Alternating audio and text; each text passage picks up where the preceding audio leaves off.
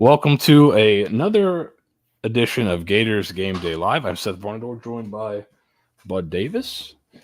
Uh, Last time we were together, we were talking Florida Samford. Now we're going to go ahead and start looking ahead to the Texas A&M game.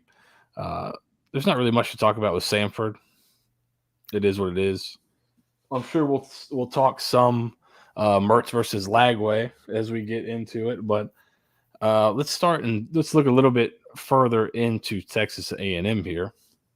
And as you're watching live, if you have any questions, throw them up, and we'll try to get to them as best we can. But Bud, just overall thoughts on Texas A&M. I think this is a game that Florida has to win. Billy Napier especially has to win this game. I'm less concerned about exactly which QB we roll out there to start with versus having a little bit better game plan, especially on offense than we did against Miami. We kind of talked about things we'd like to see versus Miami. We didn't see a lot of those in that game. I think we're going to lay out a pretty great game plan for how we'd expect if we were Florida to attack this Texas A&M defense, which is it's a really good Mike Elko defense, but there's vulnerabilities, and so we'll talk through that. We'll show you the film, we'll show you the numbers, we'll back it up, with years of data. So I'm excited for it. I think Florida's got a great chance, no matter which QB they roll out. I think both Mertz and DJ give you some potential upsides. Mertz with his experience, ability to recognize different pressures, and DJ with his ability to throw deep and willingness to throw deep. So, yeah, those are my thoughts. What about you, Seth? Yeah, I think especially, and we're going to look at the Texas A&M offense first here. I think structurally they're pretty, and conceptually they're pretty similar to Florida. There's a little bit of difference in terms of how they like to run the ball, but a lot of the passing concepts are the same. And so it'll be interesting to see kind of how the familiarity on both sides of this thing work. Florida's had some players transfer to Texas A&M, also had some coaches go to Texas A&M. And then you watch Texas A&M's offense, and it's a lot of similar concepts that Florida runs. So it's nothing that these coaches haven't seen before. And I think it'll be interesting to see which offense can kind of get going, because so far, I think in the really competitive games, neither one has been great. So that'll be an obvious key. But let's first start with the Texas A&M offense. Bud, you put together their kind of play calling data. We'll throw that up, and then we'll show some film to back it up. So, yeah, we'll let this go ahead. But what really jumps out to you here? Yeah, I think a few things jump out. One is a lot of success in the run game. Not as much success in the passing game. But if a team's getting 60% success rate running the ball, they're going to try and establish the run. So I think Florida's game plan first has to be figuring out a way to limit this Texas A&M run game. So that's that, third designed runs. You see that really green success rate and EPA, and just above it is the pass attempts, light purple. And for most teams, usually that's flipped. So that jumps out. And so then, go all the way down to the bottom to the rushing categories and looking at the usage. What do they do different from other teams? And the gap runs, they're doing a lot of gap, a lot of pin and pull stuff more than other teams. They do it very well. And then the outside runs, really high rate in the outside runs. But then most of their successes come running it just up the gut. They have a really successful inside running attack, 73% there. But the running numbers are just, kind of blows you away. And I think if you're a Florida fan, what you don't want to see happen is Texas A&M come in here and just run all over the Gators. Passing numbers not nearly as concerning. You jump up and it's purple largely across the board. They're throwing to the tight end a little bit more and having some success there, but not a lot of deep success. So that's got to make Florida fans feel pretty good. We've struggled with pass defense, for going on years now. So that'll make you feel a little bit better. And you can see the heavy boxes have done a pretty good job, the 6-man boxes, it seems like they beat them up pretty good, but teams are playing them a little bit heavier, and the heavier boxes are having success. So it wouldn't surprise me to see Florida bring more guys in the box to try and limit this run game and ask them to beat them through the air. What about you, Yeah, Seth? I think that takeaway there jives pretty well with, like, look at the middle of the field close numbers and the man numbers. They're seeing a lot more middle of the field closed and man than average, and have not been great against it. So usually, if you're going middle of the field closed, you're getting extra hats in the box for the run game. So that could be something Florida wants to do defensively. But let's take a look. So that's kind of a general look. So we'll look at the film now on Texas A&M, and I think you're going to see a lot of stuff that's similar in the passing game to Florida, and then you're going to see the run game's a little bit different. So we'll start with the run game. So they don't do motion a ton, but they'll do a little bit of it for window dressing and run an occasional jet sweep. But there are a lot more gap runs. So gap runs, or I'm down blocking and I'm pulling guys. Typically, is kind of the trademarks of a gap run. Some of the stuff is like gap. They'll even do some stuff that's like gap-ish. Like here, you're pulling a guy, but it almost looks like zone where you're overlapping the center. Yeah. But they'll pull guys. They'll run. So you're going to get a lot of gap, a lot of zone. They'll have quarterback reads off of it as well. So you can see some of their guys are standing up a little bit. There's a little bit of tells before the gaps, like who's going to pull. So just things to keep an eye on. Yes, and that's something that should be identified and can give you a nice little indicator when people are pulling. So yeah, you can always check stances, see if a guy's pulling. Here's kind of just an interesting wrinkle where you're pulling the tackle and then inserting him inside. So a lot of teams run dart where you pull this tackle and he's all the way across. They pull him up inside here. Nice little change up. Yeah, it's pretty nasty. And then you get a little jet action off the. And this is one where you see they have a gap run coming back this way.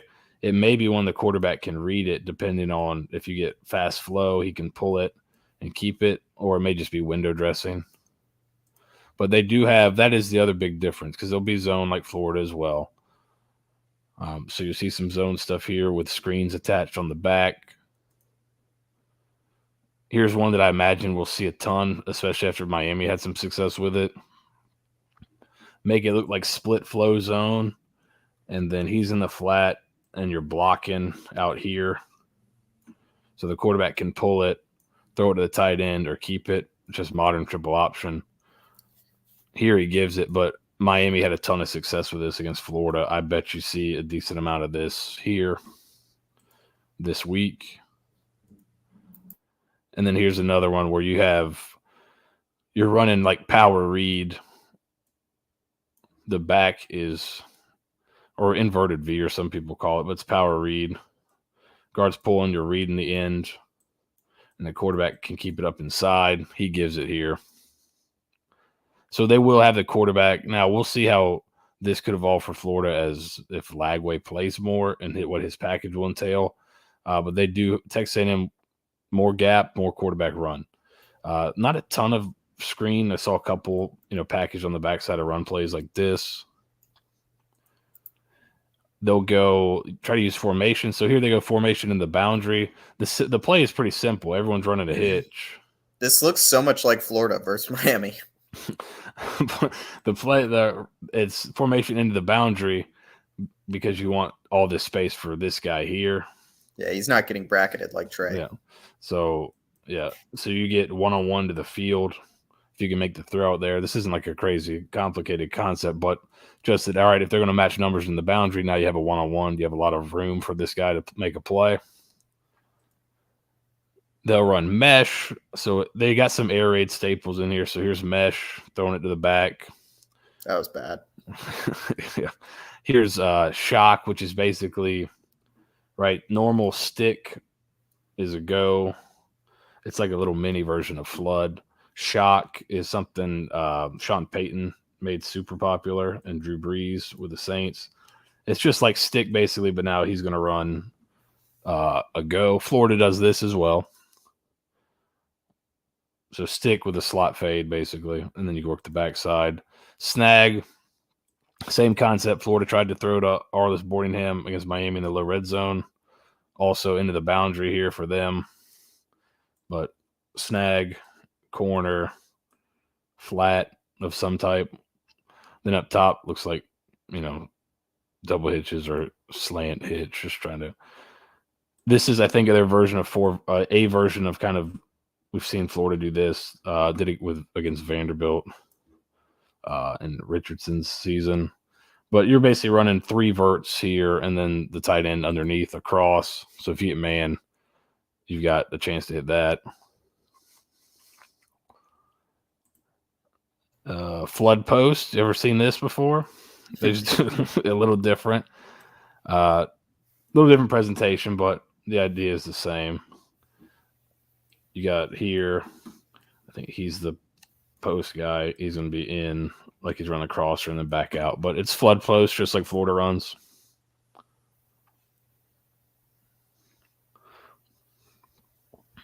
And this is actually one where you talked about some of those deep targets and the EPA issues. Yeah. This is one Wegman sails it, throws a pick. Y cross, so another air raid play, just they get to it in different ways. So like regular Y cross is, go flat, crosser. If it was just from this set, dig usually is kind of how you normally get to it. They're going to get to it a little differently, but it all ends up in the same places. So he's motioning in. He's got the cross. He's got the go. He's going to run a whip. So he gets back out, and he's going to be the dig after it. But it's Y cross. Florida runs this. Wegman's not a terrible athlete either. And then they run Y cross a different way, make it look like a screen and go. But, there's your crosser. There's your dig, crosser, go, your flat control. And this was one that is a little bit different. So double tight, and you're going to go with the scissors look here. So I thought this was kind of an interesting one. Curl post cross to make a scissor. Yeah, it's a little interesting one. And then I want to put this on here because Wegman didn't play well. He didn't play well in game 1 really, but going back and watching them play Miami when we were doing our Miami preview, I thought he made some like big boy throws under pressure. Yeah, I remember you talking about this. I was really kind of like impressed with him. Now he had some misses, but like quick decision making, and some of these throws he made under pressure were unbelievable. So I thought he'd be taking a big step this year. Like wait to like this one from the end zone view. With guys in his face.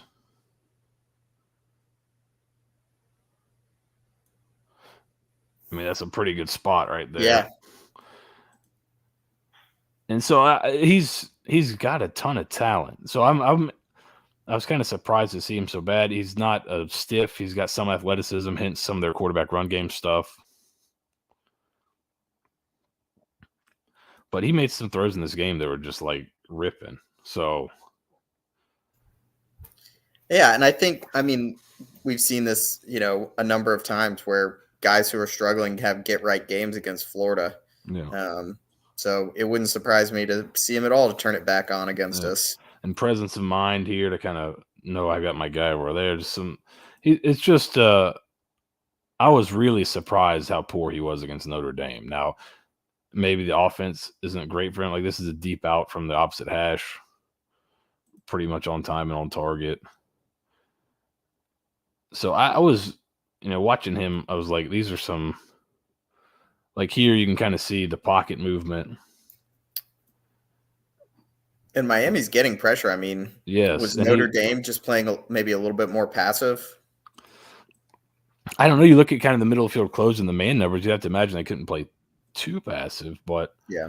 Throwing that up early with some, accuracy and some anticipation. This isn't like a perfect throw, but pushing the ball vertical. Oh, this one's a pretty good one. I was thinking of the next one. So this is a throw like we saw Mertz not throw against Miami. That kind of corner, and he throws it, misses it. Post shot here. Not a perfect ball. Your receiver kind of helps you, but I think he doesn't have a huge, gigantic arm, but he has a pretty good arm. And this throw, I thought, knowing it's 4th down, I've got to make a throw here. I'm about to get smoked. And just he kind of takes it back. So this is a hell of a game. So I'm watching this game. I'm like, man, this dude, I can see why he's getting so much hype. And then you watch it, and it's like, you watch the other game, and it's kind of like, all right, well, it didn't look so good against Notre Dame. So I don't know which Connor Wegman you'll get, but I just want to show that because he's got a lot of talent. So it wouldn't be shocking to see him come in and play really well. Is kind of, I guess, what I wanted to say here. Yeah, that would not surprise me at all either. I mean, we could easily see this. I think the big question, and where I'm excited is, I can see Texas A&M beating our defense. I just don't have that much faith in our defense yet. I like our linebackers, so maybe we're able to limit the run game. I don't really like our edges. We're pretty banged up at DB, so I could see Texas A&M being able to score. And so I think Florida, to win this game, is going to need their offense to play really well. Yeah, and I think that's kind of I would say strength on strength is that side of the ball. Texas A&M's defense against Florida's offense. I think Florida's offense is, I think we'd all probably say, is the better side of the ball going into the year. So you've got a lot of really good numbers on Mike Elko and Texas A&M's defense. I'm going to show a little bit of film first on this, just to give a general idea for people to see the types of different things they'll do, and then you've got a lot of awesome stuff in numbers wise that can kind of show where maybe some of the weaknesses are that, like, Notre Dame was not great and wasn't able to expose. And we saw that Notre Dame offense ends up being pretty bad, not being able to move the ball really a ton against Northern Illinois. So you'll see different front structures. So put this one on here because they'll show some even front stuff, even though the end's kind of a stand-up. That's a defensive end. So you get some even front structures, some even front pictures. You'll get some creeper stuff like Florida does where you'll bring 4 guys, but it's not the 4 down linemen. I love how the interior slot receiver. Oh, this isn't the one. I thought this was the one where he just gets laid out.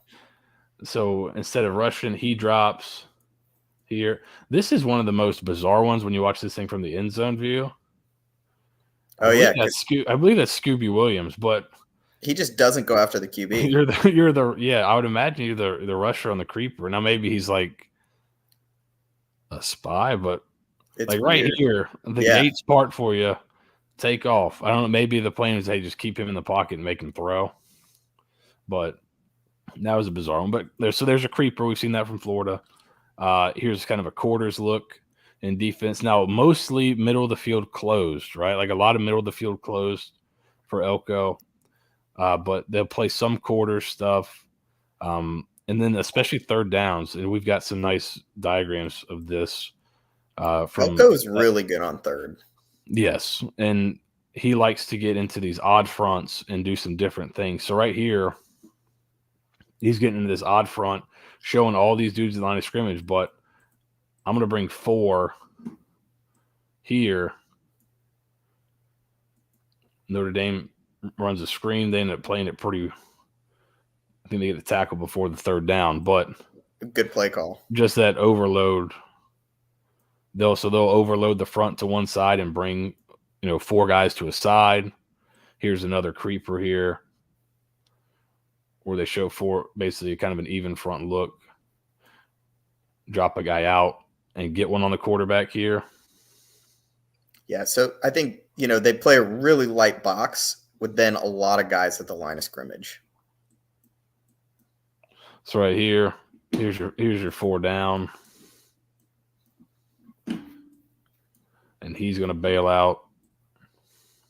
And now this time he comes, with the first one he didn't. So you got to be able to get the ball out and hurry there. Coverage wise, they'll play, they're not afraid to come up and play cover one. So they'll play some man here. This is a third down. You see the blitz. You also see the coverage here. Yeah, show cover two, rotate to cover. I mean, it looks pretty much like I would say that's probably one. Interesting thing, I think, because Florida, I mean, Jay Bateman's the defensive coordinator, but it's the Elko defense structurally. He's obviously going to have some input. He's the head coach, but one thing you think about with Florida's defense at times, and this will get into the point. Here's just straight cover three, so they'll go middle of the field close, play off, play before they played man. Here they'll rotate, make it look like middle of the field closed. I think they're rotating to some type of too high. He's getting deep half. He looks like he's maybe getting the deep half. Could be like a Tampa 2 look. Hard to tell because the ball comes out, or he kind of pulls it down. So, but it looks like he's rotating to a too high look. Here's kind of, to me, this would be a quarters check that a lot of people run. We call it triangle, but it's really a man here. They like to run it from a 3-by-1 because a lot of people run the crossers if you bracket that. So now he's got eyes on number 3 backside for anything coming across. So he's really involved over here on this 3-man side.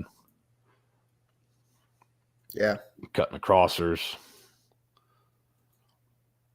And then I put this on. This was kind of the big play they gave up. And it's a 2nd and long. They've got a really good front, but they've got some good pass rushers. And if you could catch them in some situations where, you maybe throw when they think when you're usually running, you maybe run when they think you're throwing. Because here you got kind of looks a little bit like an RPO. You're getting some drop here.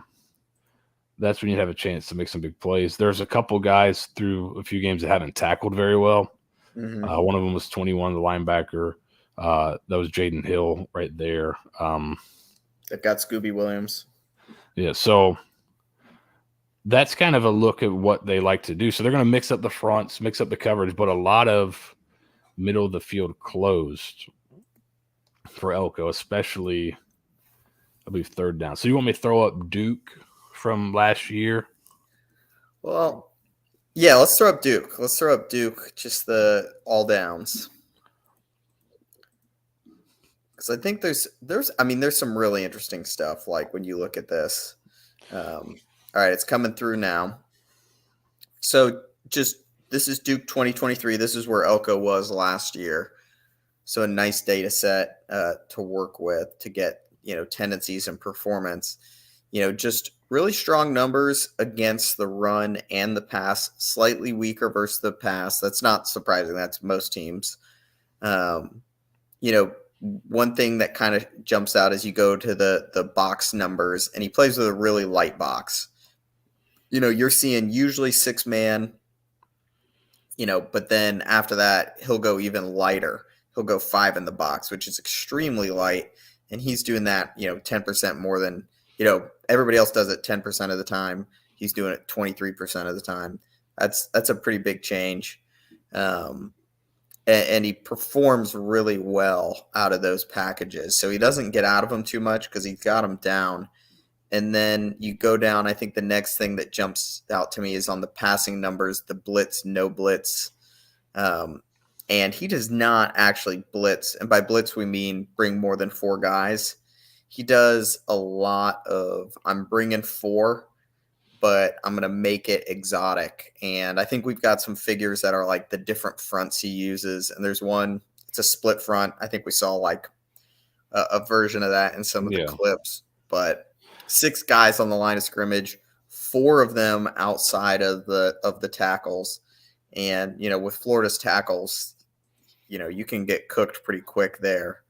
And then a lot of middle of the field close, and then relatively high rates of man coverage.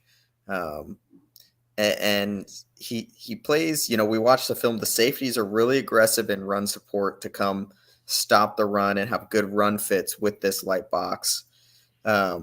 So he's good against the run, good against the pass. There's a lot of like have your cake and eat it too. I think the only numbers that really jump out are, susceptible to play action, which if you've got a scheme that relies on safeties, fitting gaps and run support, that jumps out. And tight end targets, if you only see these guys as weapons in the blocking game, it seems like they might be losing them a lot in the passing game. So that definitely jumps out. The play action, the tight end targets, the no blitz, the light boxes.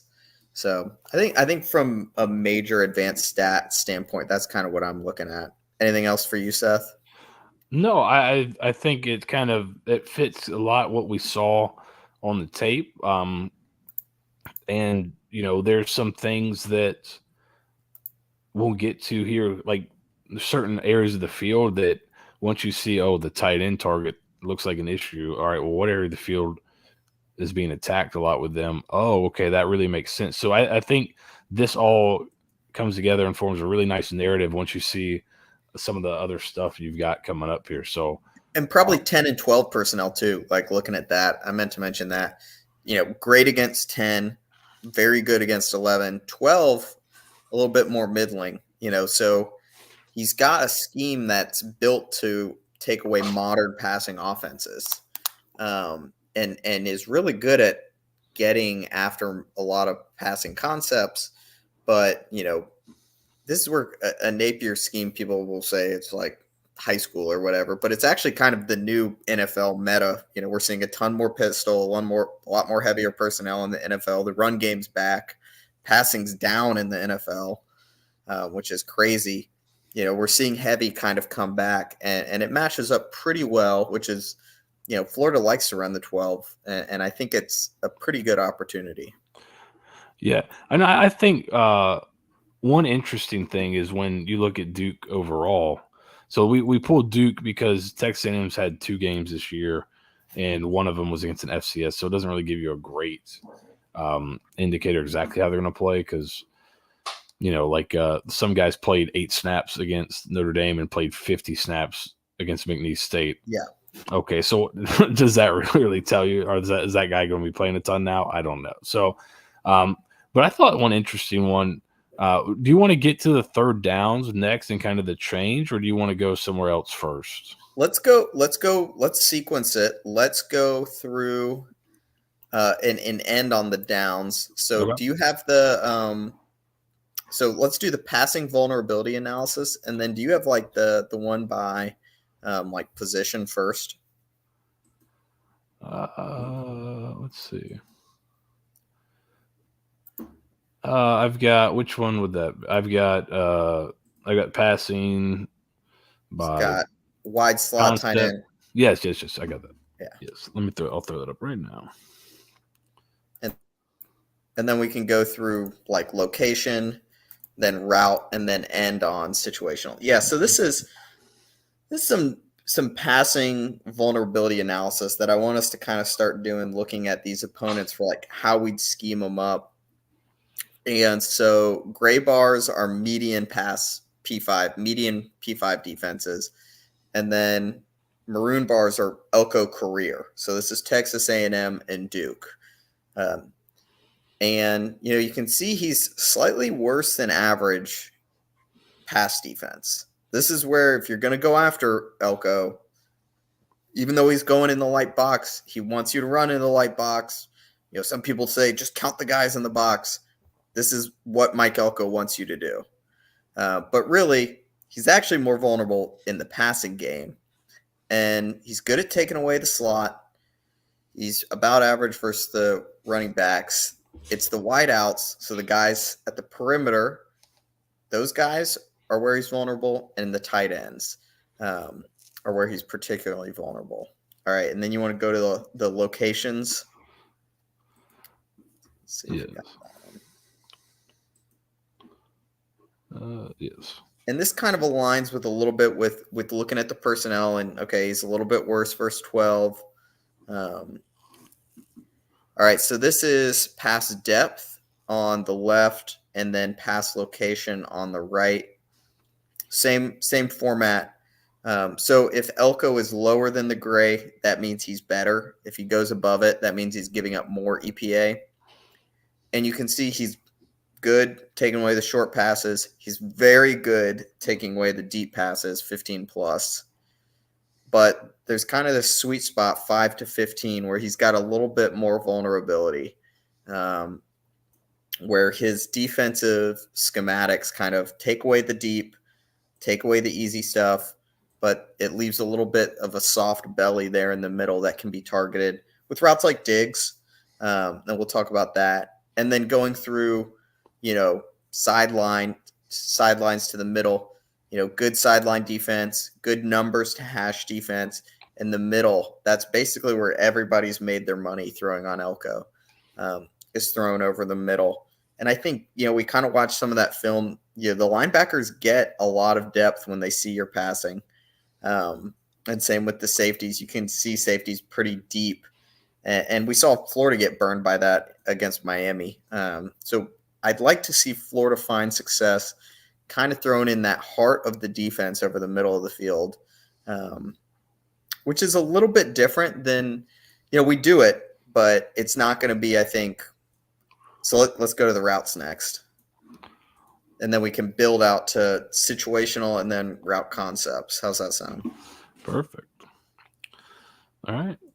So routes.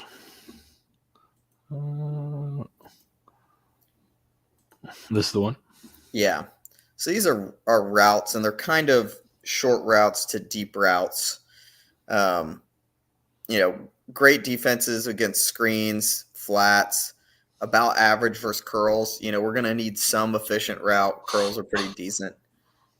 Just killer against drags and deep crosses. I think that those are some of Florida's bread and butter. His defense is very aware of those, which is, those are pretty good modern pass concepts that he seems to just have locked down. Outs about average, digs for sure. This is kind of where we're talking about the heart of the defense being a little bit more vulnerable. These dig routes, so these are in-cutting routes. Those ones seem to be something worth targeting. Posts about average, and then corners. So these are posts to the sideline essentially. So a post goes to the middle of the field, corner goes to the corner of the field. Corners are just, that jumps out on this, that jumps out as something we should target. So we got digs, corners, fades pretty good. You watch the UNC Duke game from last year. That's Drake May throwing fades. And then the thing that jumps out on this graph is the seams. And this is just, he plays a lot of that middle of the field closed. And there's going to be, if he's in C3, there's going to be a gap, just inside the hash, or you can conflict that middle safety and run a seam route right up there with the tight end. And that's what I'd love to see us target, going, if we're throwing explosive routes, get those corners, get those seams, try and find some efficiencies with the dig stuff. Curls look pretty good, but I don't see us having a lot of success with the screens or the deep cross game. What about you, Seth? No, and I was going to pull up real quick. So you talk about seams and kind of that area. Just a quick kind of picture of it. Yeah. If you're in one high and you end up playing like cover 3, which they get to a lot, right? So down the hashes, people run seams typically down the hashes, right? So if I'm 3 deep, even though he's kind of playing down here, this is where like the digs are coming into here. A lot of times you'll, hold this guy. Yeah. This is where you kind of get, if your linebackers are playing down, these are the holes, and that's the same spot kind of a seam would hit inside of, especially if you're getting cover 3, right? Because these guys typically have to play curl flat. So if you put something out to the flat, they got to widen, and that's where you can get holes in behind it, especially if you're running creeper stuff where you're blitzing these backers and dropping ends back that don't get a ton of depth, right? So I think that's where those holes are, and that's what it shows kind of on the data, right? So yeah, that's you can see the hole on the field. It's kind of these areas we're talking about, 15-ish yards down the field, if you're playing right. If you have some type of flat threat to widen this guy, there's the hole, right? So Yeah, that's kind of the thought. I like it. All right, then let's last go situational, and then if you want, I've got some figures of like route concepts. But okay, so this is situationally, and Mike Elko gives a big talk on situational defense. So I've got the quotes if we want to tie it to that. Dude is great against the pass on 1st and 10. 0 EPA throwing against him on 1st and 10. That doesn't mean you shouldn't do it, but that's pretty impressive. The next bar is 2nd and 7, and that's insane. Like, everything else is Mike Elko is good at pass defense.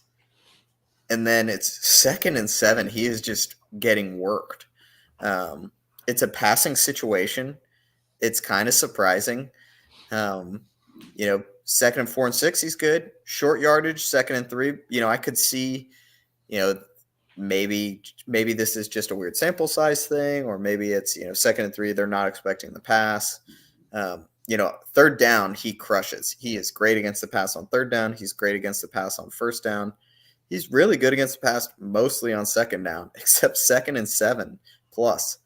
So 2nd and 10, 2nd and 7 plus. This is where teams have really been able to hurt them. And let me see if I can get the quote. Where'd that quote go?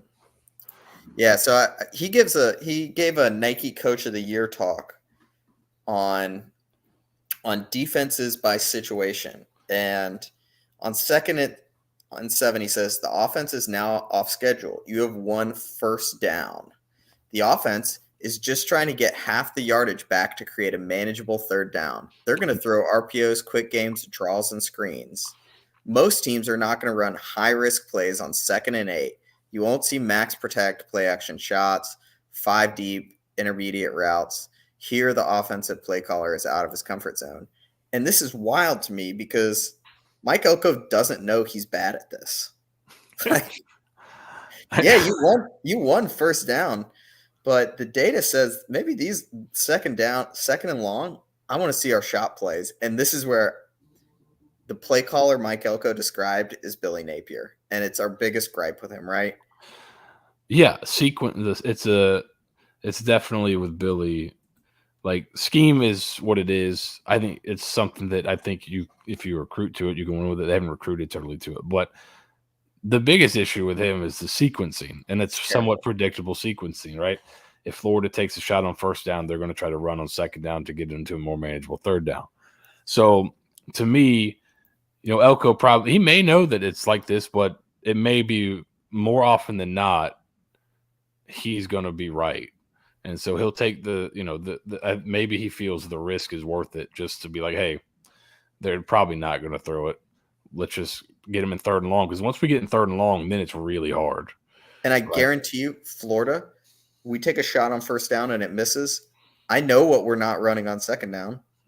We're not running another shot. We've never seen, I don't think we've ever seen Billy take 2 shots in a row in the whole time he's here. And I don't get why we haven't, and now we've got the wide receiver depth. We should absolutely be doing shot. But we're going to do shot, run, shot, screen, shot, pop pass, something like that. So, yeah, no, it's a super, I think Elko is going to be right most times with most play callers, right? You want to get yourself because living in 3rd and long is really hard. We've seen that in the Miami game.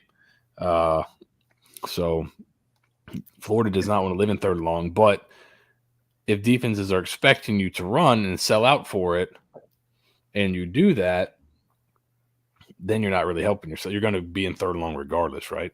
So this would be a game where it'd be really interesting, advantageous to see Florida kind of switch it up a little bit in terms of that play calling pattern. And maybe there is, like, for this analysis, which is through a lot of football, right? Like, there's a lot of, there's, 2017 to 2023. You got to call his bluff here, really. And I think that's kind of who's going to be able to call whose bluff. And What Florida's shown typically is that Elko will win this, but if they change it up and kind of game plan change it up, I think you could generate some big plays there. Yeah, I don't know. Do you have route diagrams? I can pull them up if you don't, but I've got some route concepts I'll throw up because there's plays in Florida's playbook that we run all the time that would do great attacking this. Like I think you've got the Hawkins TD, the dagger. Yeah, I've got that pulled up. It's a dagger concept. So dagger is kind of it's a lot of times people use it to beat a lot of times people use it to beat quarters because you'll run so that's dagger. You'll run the safety out of there and then run the dig underneath it. But if you pair any type of flat threat with it, right, if the back out of the backfield or a third receiver into the flat, it can be really effective against one high defenses as well, right?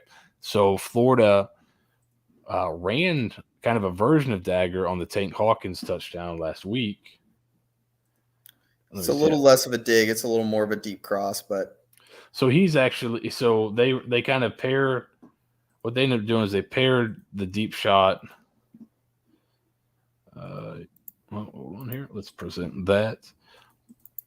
So this is something that if you're looking for something to attack that kind of intermediate area. So here's the Tank Hawkins touchdown. Similar idea. They kind of go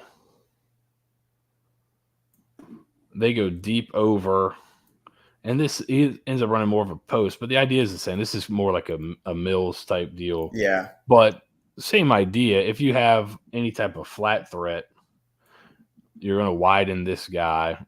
He's playing deep. He'll have to play the post or the go. And then there's the hole for the dig, right? If you're playing middle of the field closed, but it's also good, right? So there's the dig right there. Florida ends up throwing it to Hawkins. I was talking to a guy at StatsBomb. This is the fastest any Florida Gator has ran so far this year was Hawkins on this TD. Yeah, he can move. So hopefully he gets more reps in there because they've got some guys that can run a little bit. They just got to play more. Mizell was the second fastest. It's crazy. Yeah, he can move too. So they've got some speed at receiver, which is what you need in this offense and the scheme they're running. And you see here, this is something that I don't know, not maybe this exact look, but a lot of their stuff. So a lot of Florida stuff is made to attack middle of the field closed defenses because the thought process, I think, for Napier and crew when they came up with the kind of their scheme is, all right, well, if you're in too high, we're going to run the football. So we're going to make you get in middle field closed and bring extra hats in the box. And so floods all of Florida's deep shot stuff is a lot of, post and cross, like stuff that really takes advantage of a middle field safety. So if ever there's a game to play well, this would seem to be schematically match up decent for what you like to do, because that's if they give as much middle of the field close. Now, I think the bigger issue is, does Texas A&M go middle of the field close and say, all right, we watched you play Miami. You didn't really have a great plan for man coverage. We're going to play a lot of man coverage. I think this is where Florida could potentially get smoked. Is, we saw what happened when South Carolina played a ton of man against it last year and got wrecked. Yeah. So we've seen Florida have some answers, and we've seen Mertz take the explosives against man coverage. So we've seen this offense do it before, but I think Elko and Texas A&M are a little bit better than that. And I don't think they're just going to stay in man if it's not working like South Carolina did. No, and they're better across the board. Like, they're much better up front. They don't have to blitz as much as some do to get pressure. So they can mix it up a lot more, I think. All right, I'm going to share some route concepts I highlighted. Let's see if I can do this. All right. These are some route concepts from when we did that work with SIS, and I just went through and highlighted some that, they've got things like the digs and the corner routes, because we saw where those were so effective, and the Haas with the seams. Maybe a different. Did you put maybe a different tab there? Oh, It's not coming up. it's doing a different one. Yeah, it just showed kind of our screen here. All right, let me share. Let's try this. How's that? Yeah, I think that's there. We go. All right, so this is from SIS. This is our route concepts. QBs in the middle of the field. Some are half field concepts. Some are full field concepts. And just tried to highlight route concepts where you've got things like corners and digs that, the numbers say this defense tends to be more vulnerable to. And these are not groundbreaking things. These are things that are in Florida's playbooks or in Florida's play design. We crush this Portland concept. It's one we really rely on. That's a big play action. That's a big kind of max protect play action concept. Yep. Mills, you see Mills as a post dig here in the second row. That's kind of, they ran that with the deep over. Yeah. Kind of a different, they ran it dig post, but similar idea. So they kind of combined Dagger and Mills. Yeah. So they have some things in, in the book to take advantage of it. It's just, I think the bigger issue is, can you protect it, right? Yeah, and like things like here's, Salem concept, like throw the corner with the dig, like we should be eating, at that. The Wolf, which is just similar to Smash, but just with an out instead of a little deeper. Yeah. Yeah. So we'll see. I think if you're seeing corner routes find success and seam routes find success and dig routes find success, then Seth and Bud did a good job preparing you. Yeah. And then just kind of at the end here, I think the one thing to watch for, not one, but a big thing to watch for is some of the stuff that they're going to do on third down. So we've got some of the front stuff for Duke from last year, but if you watch through the Texas A&M Notre Dame game, you'll see the same things. So when I showed them going to like an odd front, so they came out sometimes in the even front where they had 4 down, and it was a guy in a 1, a guy in a 3, just a normal kind of over front look. They'll come out in odd front, so with a nose, could be head up in a 5, could be outside shade, but then right here, his split, he calls it split front. You've got an outside shade on both sides, and then a backer outside as well. Which is crazy. And he's got a few of these kind of different odd fronts. So split is one of them. He also likes the bear front, which we saw a ton against Miami. And we were talking the Miami game. We talked about how they like to get in a bear because a lot of teams don't have a ton of checks in bear. So that like their protection checks aren't great in bear front. So you can kind of see bear, you've got a guy, you got everybody covered up, right? So it makes it a little bit tougher. But there's the gaps in the middle of the field. Yes, but if you're going to do that, there's intermediate throws, especially if you're blitzing backers and dropping linemen. They're not going to get as much depth as a backer, right? Because they're not. We've seen Florida doing it. How often do you see a defensive tackle, 15 yards downfield? Never. Yeah. They're usually at like 5 yards to cut out.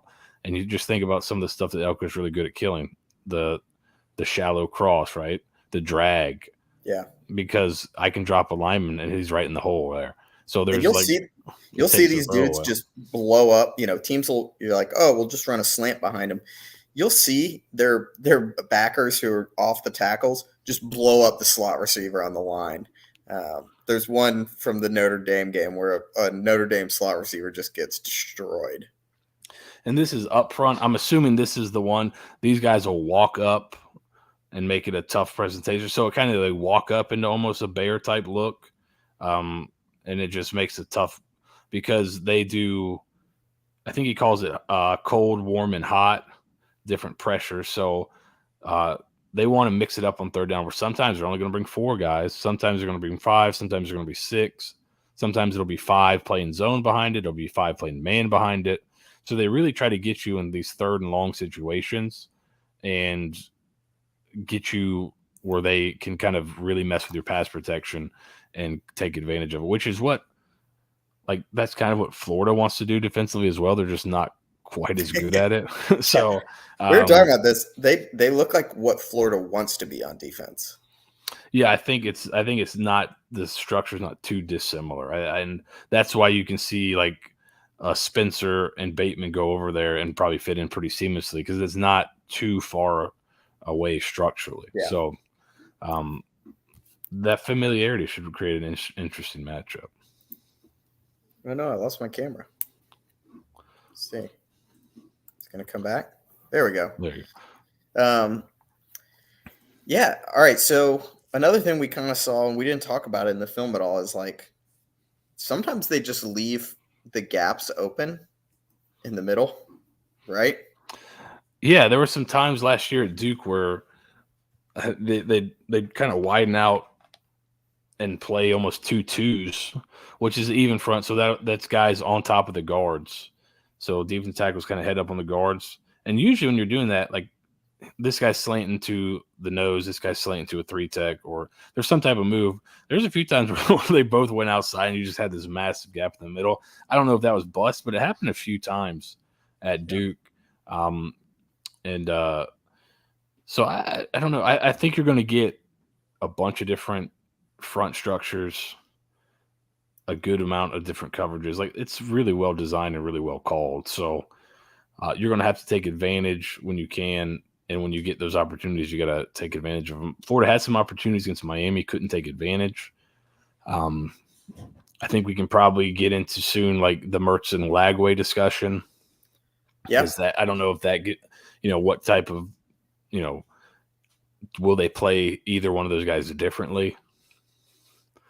I'd be really interested. And I don't think the Mertz Lagway, I think on the scale of Florida fans, I am very much on the low end on it, ambivalence. Like I'd love to see Lagway go out there and just be awesome. Like that's the dream. Yeah. I think he's going to throw, we saw him, he's going to throw the explosive ball. But I think this is a game where things are going to be presented deceptively. And this is what Elko is very good at doing. I'm totally fine trotting Mertz out there if you think he genuinely is better than Lagway at that. And if we get a Mertz similar to South Carolina, where he is a little bit more aggressive and takes the shots that he needs to take, I'm kind of thinking main things I want to see is his 12 personnel. And if we can get the run game going, let's lean on that. Find a way to get some of these explosives, seam, corner, dagger, things like that, those types of concepts, get them working, take advantage of that soft middle of the field. Let's get our tight ends going. Like, I think that's more the game plan I want to see versus the QB I want to see. Yeah, and I think, it's like you said, with as much different stuff that Elko does and the different presentations you're going to get from them, it's totally justifiable in my mind to start Mertz with just his experience. But yeah, it's a tough decision because you could basically spin either one to me, and I could accept it rationally. Yeah. Like if you said, all right, we're going to throw Lagway out there, he's got the higher ceiling, he needs to take his lumps now, get him invested in the program. So yeah, when the end of the season comes, really needs to be taking the high variance option. Yeah, so get him invested in the program. So when the end of the season comes, he's got some investment. It's not just like, all right, I barely played, I'm not really super invested here. You'd like for him to be really invested by the time the season's over. So that makes sense. Also, like, what would make sense too is start Mertz this game, get Lagway to come in after he can kind of see what their plan is, and that would be the interesting thing to me to kind of keep a real close eye on. Does Texas A&M's plan change when Lagway comes in? Yeah, because if not, you can hold him on the bench for a couple drives. He can see what the plan is, and you'll have a better idea how to attack it, and he can have a chance to be more successful, right? When he comes in, they say he's going to play. What I don't want to see, I don't think anybody wants to see, is Mertz playing and Lagway getting very few, like very spot reps. Like I think at this point, give him some more. You've got to give him extended time. It doesn't have to be a 50-50 split, but it's got to be a lot higher than it seemed like it was going to be in that Miami game. Because oh yeah, he's going to play, but like when? Yeah, When was he going to play? It was deep in the third quarter when he got in. So I think Mertz has got to be on a short leash. But I think Florida can lose this game with either guy at quarterback if our play calling's predictable, if Billy's sequencing is an issue, because a guy like Elko is just gonna eat his lunch, and I don't think we have the talent to get around being predictable. No, I don't think so either. That's what I think. The big key to me for both sides of the ball, because I don't think either offense is particularly unbelievable in terms of like elite level talent. I'm not sure what Texas A&M's returned at receiver. I know they lost Evan Stewart. I'm not sure what they have outside of that. I think their running back got hurt in the preseason. Just kind of their stud running back, I believe. But they should be pretty good up front, even though their center's out for the season. But I think the key for both teams is going to be who can win those kind of early downs and stay out of third and long. Because I don't know if either offense is good enough to kind of be behind the sticks a ton. Yeah. Yeah, I think, and you go after Jaden Hill when he's on the field. You go after Scooby Williams. They got Will Lee. He's another CB. Miles Davis and Terrene York at linebacker. They've got guys who are not that great in coverage that I think we could have success throwing the ball. But I just want to see it. That'll come down to like protection or plan, right? Because if your protection's not great, then you got to have a plan to get the ball out quick. So either one of those has got to be really good. You've either got to be protecting the passer or your plan has got to be really good, anticipating you're not going to be able to. And I think that maybe Jonathan asked earlier, is the offensive line so bad that it would negate anything DJ would give you?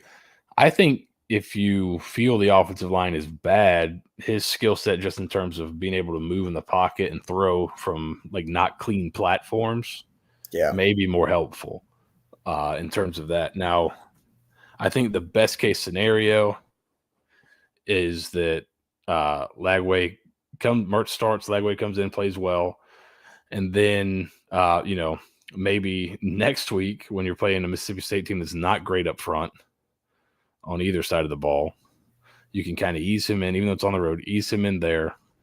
Bye week, UCF. Yeah, get him ready. And then that may be the best time. This is a tough one to make. This would be a tough one to make your first start, but the kid's super talented. So if it is him, I know it should be at least fun to watch. Yeah. Anything else? Do you want to talk the Florida play calling so far this year, or are we kind of good? I mean, really, it's just a lot of the same tendencies from previous years are there. The pistol versus the offset stuff that we talked about in the summer, still there, not changed at all.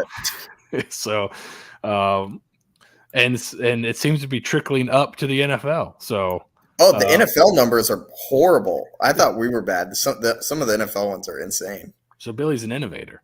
Kinda. It's trickling up. But yeah, I think what we want to see, right, is mix it up a little bit in terms of your sequencing. If you kind of do your normal play calling sequencing, Elko, I think he's gonna be ready for that, right? So you might have to change it up, kind of your normal. If you take a shot on first down, don't be afraid to. All right, we're gonna throw deep intermediate on second down. Like, yeah, especially if you're not able to run the ball, really, you're gonna be in 3rd and 10 anyways. Like, yeah, why try to run to get to 3rd and 8? Like 3rd and 10, 3rd and 8 are the difference is negligible. So, dude is scared to death to go pass, run. And I think he's been so conditioned that the defense is really bad that he doesn't want to get off the field fast. Like, he wants to try to hold the ball a little bit. So he's got a little bit, but this is one I think you just, hey man, at a certain point you just got to cut loose and be like, if I lose, it's probably over for me. Yeah. So cut loose, let it rip, call back-to-back shots, call it back. I mean, I was thinking we were kind of deciding when's the last time they called back-to-back shots. I was thinking, when's the last time you saw shot and then pass right after shot? Yeah. Even that would be a little bit different. Almost never. Dude, it's pass, run, pass, screen, pass, pop, pass. The Astute Alligators is a great follow. on X/Twitter. Mertz been so much better than me. We play some pace. Realize Nate wants to protect the defense a little bit. Any reason not at least run tempo on the scripted first drive? I thought they tried to run a little tempo against Samford last week early. It seemed like it was a little bit quicker, but I mean, I don't. I think especially if you can have some success moving the ball on the perimeter early, make their defensive line run a little bit. Yeah, if you can mix up the tempo, that would probably help negate some of their advantages up there. And if you kind of have a pretty good idea or feel for how they're going to play you, I think tempo could be advantageous. So yeah, the reason I'm skeptical we do is if you hear an explanation for how we're calling plays right now, it sounds like a mess, and it does not sound like it's fast process. I think that's so overblown to me. Really? Okay. Yeah, because I trust you because you know much better than I do. It's always like on every staff I've been on, it's been a process where this one guy's the final call, but it'll be something, and the way he's explaining it could be kind of a little bit, obfuscating a little bit. Just it's like, especially between drives, like, all right, what runs do we like? What throws do we like? And a lot of this stuff scripted out, like, third and mediums. I know the day before. All right, third and medium. These are our first top 3 third and medium plays. You've got your Denny's medium. You've got so a lot of stuff, and then it'll be just like, hey, any reason to get off this? No, okay, let's. So there's a lot of communication happening between. I wonder how it changes with the being able to talk directly to the quarterback, if that limits like staff communication at all, because you're talking directly to the quarterback. But it is a lot more collaborative than people think. Because even if a guy's a singular play caller, he's getting information from the box. You cannot see everything from the sideline. I mean, UNC did have some of their shot plays. Those were just quick tempo, get them up. Duke was in a mess. Get out there, throw a bomb. Yeah, but I don't think we're going to do that. I would love it. Yeah, no, I'd be a little surprised, but hey, man, I think this is the week to do some things. This is the week to throw some counter punches and do some different things, because if you just do the same thing, I think they're going to have a really good plan for it. I do too. Football is one of those things. Forgot one of the stats guys from the NFL tweeted out, and the NFL level, you need 8 games before you really have a good idea of a team's identity in a season, which, like, in college football, seasons are done by 8 games. The coaches are fired by 8 games. Yeah. We essentially have a 1-game sample size for this Florida team, and I think we can draw on what we've seen in the past. But the Miami game is not an ultimatum on who we are. We could look a lot different this game. So I do think I don't want to be too pessimistic or too optimistic either way. I think this is a big measuring stick for me, is how we look in this game at home. Yeah, I think it's similar. Teams that are somewhat similar. I think Florida's offense is a little bit better. Texas A&M defense is quite a bit better. So it's kind of strength on strength, weakness on weakness a little bit, as so far what we've seen. But yeah, this is one you've got to get, it seems like, if you're Billy Napier. If not, man, the walls start closing in pretty quick. Yeah. Especially if you don't play DJ at Lagway a lot and lose. That would be probably the ultimate. So what is your prediction? Do you have one? Do you think Florida wins? Honestly, if you had to bet, which way would you go?